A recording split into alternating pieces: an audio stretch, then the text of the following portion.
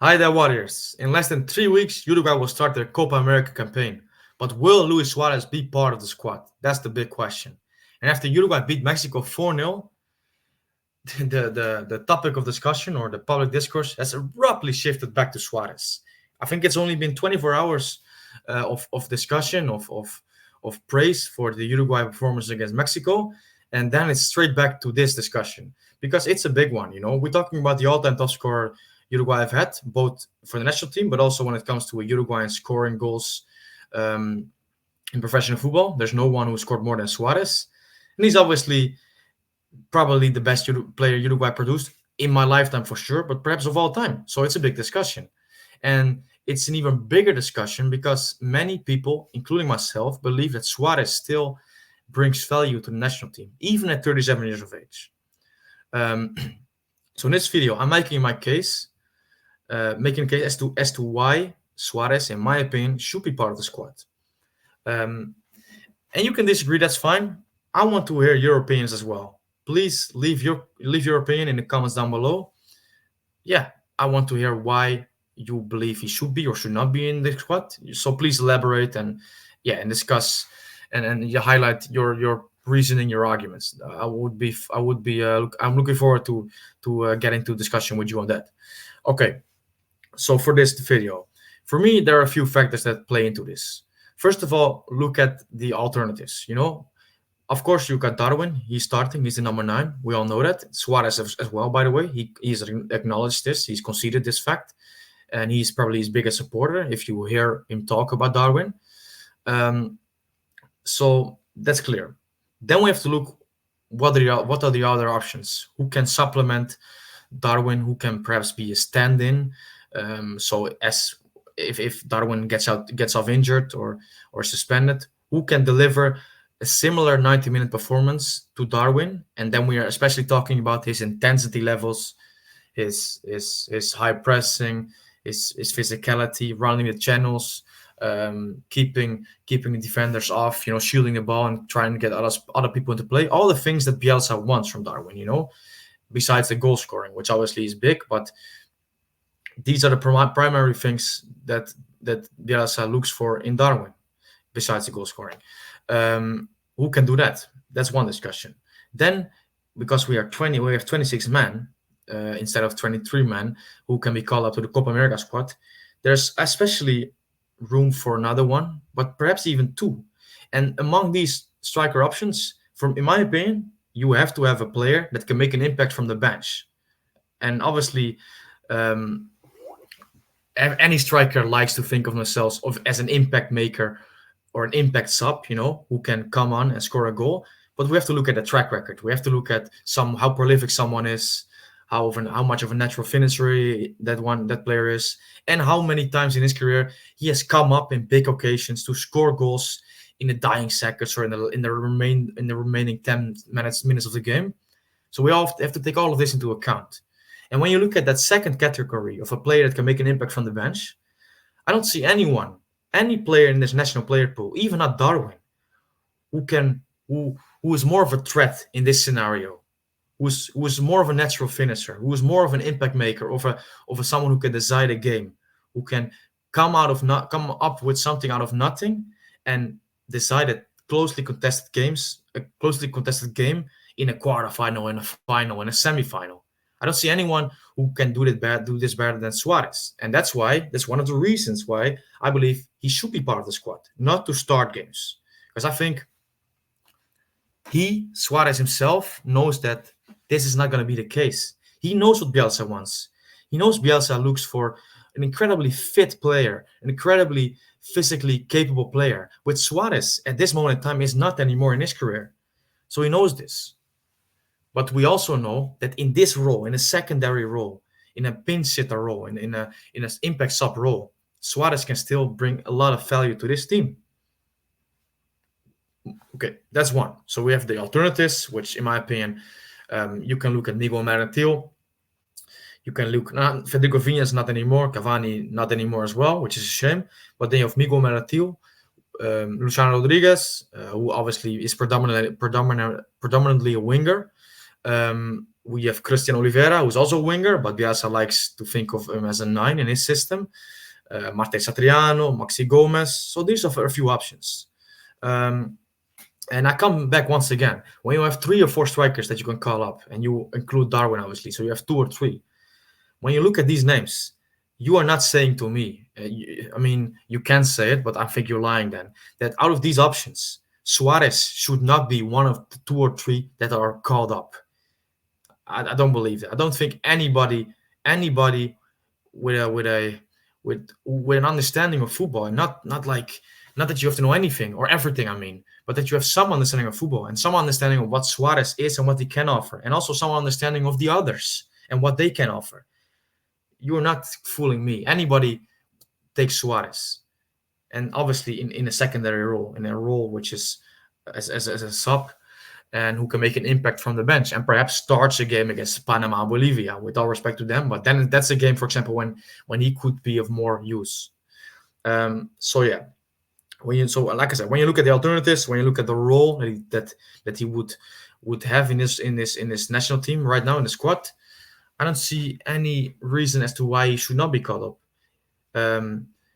In contrary, I see a lot of reasons why he actually should be called up, and why not calling him up would be a very bad decision. Not the decision perhaps that is incredibly consequential, because like I said, you have Darwin is the leading number 9, but still a decision which would boggle my mind, to be honest. Okay, then we move on to the Bielsa and the Suarez dynamic. I think Bielsa, he's done brilliantly for Uruguay so far, and he's a very peculiar character, with his own ideas, with his own set of beliefs, which I completely respect. And I really was pleasantly surprised when in the last World Cup qualifying FIFA date, so in November I think it was, that Bielsa called up Suarez, against Argentina, against Bolivia, and he played against Bolivia. Suarez, he made a cameo appearance. I was pleasantly surprised because it seemed back then that Bielsa was kind of not counting on Suarez anymore, that Suarez was not in his plans, that he did not fit in his philosophy of how he wanted Uruguay to play, which I could understand a little bit, but still, the argument I made earlier, I think as an impact sub, he can still be of brilliant value to this team. But then he called him up, and he spoke really positively about Suarez. Suarez, in his turn, also did about Bielsa. And besides these two, it was also clear that Suarez being there helped Darwin. If you heard Darwin himself talking about Suarez, and that he is the best mentor, that he helps him so much as kind of a father figure, but also someone who guides him, who helps him in his role, because Suarez has been through it all, has been in the national team for almost 20 years, 15, 20 years. Darwin, relatively still new to the team, and he's now coming obviously into the spotlight. In the recent 18 months, he's been propelled to the starting number 9. So that seemed like that relationship of Darwin and Suarez, with Suarez being the veteran and the one on the bench, and Darwin trying to create his own legacy as Uruguay number 9, seemed very good, very healthy, and very helpful as well to Uruguay national team in general. So after that, I believed, this seems like a good scenario, a good dynamic coming into the Copa Améria. Darwin is the number 9, Suarez as an impact sub, and perhaps Federico Viñas as the number 9, an alternative to Darwin when Darwin, for example, gets injured or suspended. And it also seemed, and I think we've all detected this, is that Suarez approaches this tournament and has approached the national team ever since Bielsa's arrival so realistically, and there were some frustrations. Let's be clear. There were some frustrations from Suarez in 2023 when he was not called up, and understandably, I think, because he did well, and players that didn't do as well as he did were called up. But there was some frustrations. But whenever he actually spoke publicly, he's always been realistic about what his role is in his current national team. He's never been like that he's never like voiced that he still believes he should start games. He should be the main man. He's always acknowledged and conceded the fact that Darwin is now the one who's leading the line. That he's the new generation coming up, and that he should be, and who should be starting. And Suarez supports that. Suarez supports Darwin in this case. But he's also acknowledged that, or has voiced that he still believes that he can bring something to the national team, which is obviously a way less central role than he's used to, but still, like I said, it's an impact sub. So he's been realistic in this, completely different, for example, to Diego Godin, who, when coming into the 2022 World Cup, still believed that he should be a main figure in the team, someone who starts basically every game. While Godin, at that moment in time, in terms of his performance levels, was, well, let's say, at a lower level than Suarez currently is. But even though that's the case, Godin wasn't that realistic, in my opinion, a bit delusional as well in terms of his own importance to the team. And obviously, probably because of his own sense of responsibility to represent the Uruguay national team, but that probably clouded his judgment of his own performances and of his own capability at that moment in time. And Suarez seems to be way more realistic about this.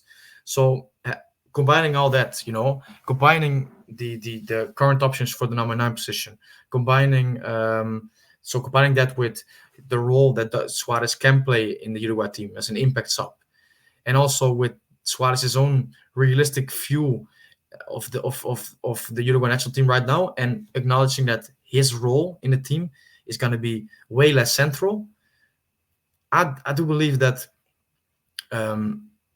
that makes quite a good case, in my opinion, that Suarez should be part of the Copa America squad. And whether that will be the case, we probably will wait a few more days, because I think 12 or 15 June, one of the two, the official squads have to be released to the CONMEBOL, and whether they will be announced immediately then to the public, I'm not sure. You never know with Uruguay. You never know with Bielsa's Uruguay. But yeah, we have to wait a little bit longer. For me, I really sincerely hope that Suarez will be part of the squad. Whether that will be the case, I'm probably 70% on no, 30% on yes, based on what I've been reading lately. But the thing with this is, and with many of these type of topics, is that it's ever since his arrival, Bielsa has had reporters and journalists pretty much in the dark when it comes to many selections, whether it's a squad selection, whether it's team news for a game. So hopefully my prediction, based upon what I've been reading from many journalists and reporters, is false. And let's see if that's the case. Because, like I said, I really hope he will be there, and we will see if he is. Okay, thank you to all of you for being here, to watching me take on this topic. You can like the video, please do. It helps the channel in terms of algorithm, and also subscribe for more. I will be back with others as well. And if you want to, if you can't get enough of talking about Uruguay, the national team, I've set up a sports chat, a group chat on the sports app Bunches. So that's an app where Uruguay fans can come together in a group chat that I've set up to talk about Uruguay and Suarez or Bentancur or whatever is going on. So I will put the link to that group chat in the description down below. And in the description down below, you can also find the Twitter or the X account that I'm tweeting from. So yeah, I will see you very soon. And let's hope that the next time we speak, there's more clarity on this subject, and that we can look forward to hopefully Copa America number 16 for Uruguay. Bye-bye.